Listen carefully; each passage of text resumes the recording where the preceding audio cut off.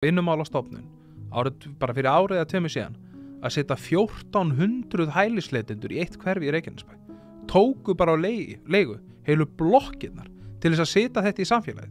Og hverjar voru afleiðingarnar? Afleiðingarnar voru þær að rekstraraðili Strætó í sveitafélaginu þurfti að senda neyðarbréf á bæjaráð sveitafélagsins þar sem að sagði að ungar stelpur geti ekki farið í Strætó ársbrúðarleiðina. Allt út af því að einhverjir embættismenn hérna í Reykjavík töldu það bara verið í lagi að senda 1400 manns í eitt hverfi. Hvernig dettur mönnum svona í hug? Og síðan fólk grenjandi hérna þegar á að setja ykkur 300 hælisleitendur í ykkur blokki í Vesturbænum eða ykkur byggingu. Þetta alveg ótrúlegt. En fólki fannst þetta bara í lagi. Og ég man maður tók viðtal einhvern tíma við Guðmund þáverandi félags- og vinnumarkaðsráðherra.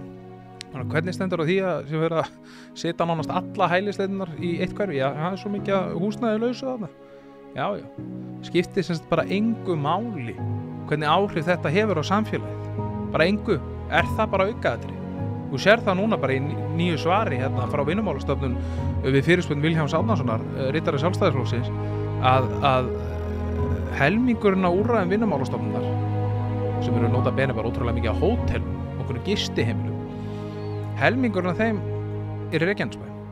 Það eru helmingi fleiri hælisleitendur í úrræðum á við Vinnumálastofnunar í Reykjanesbæ heldur en í Reykjavík. Við erum ekki að tala með höfðatölu, við erum að tala bara fjölda.